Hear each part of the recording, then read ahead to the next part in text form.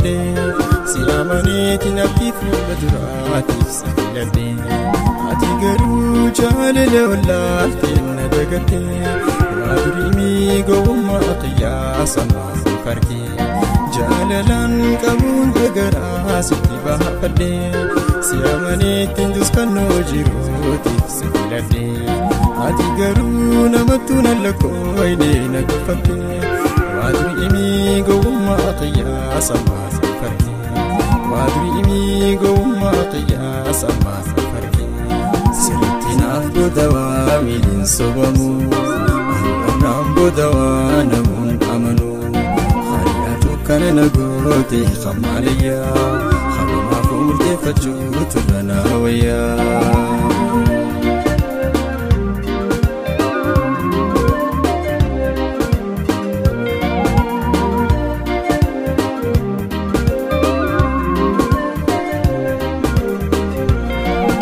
Sirra lukee hayaadee minagaayati gama xiyyaan hidhadhe sheenaamtee nafnidhatti akka wayaa gaarana baateeti na darbite tamteenumaan eegayoo hayni jaalalaa jiraate eege sirra lukee hayaadee minagaayati gama xiyyaan tadasheenaamtee nafnidhatti akka wayaa darana baateeti na darbite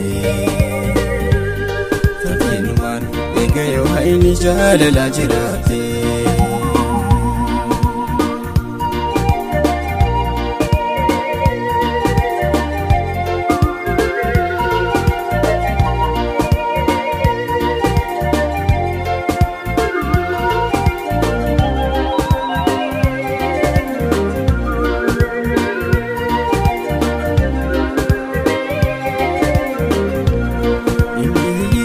Sajjatteetillee namti fatini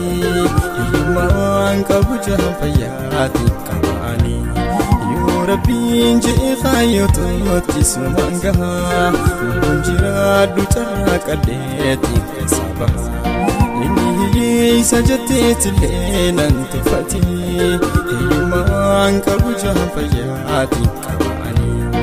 yoo rabbiin je'e kaayyotootti sumaan gahaa jiraadhu carraa qadheetiin keessa bahaa lubbuun jiraadhu carraa qadheetiin keessa bahaa tanumaafuu maqaa dhabaa naaf moggaasinii hin jajjariin akka rabbiitis waan beekanii abdatamaan rabbumaa qabeenyaa miti addunyaa fiixeensa bariitii hin dhabamti.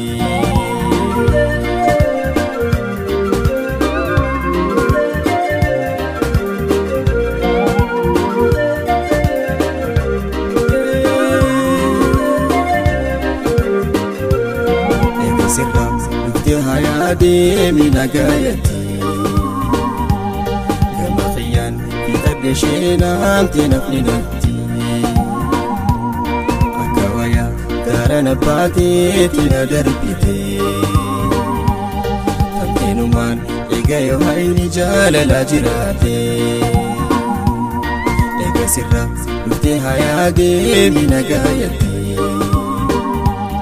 gama xiyyaan hidhadhe sheenaamtee nafnidhatti akka wayaa gaarana baateeti na darbite tamteenumaan eegayoo hayni jaalalaa jiraate.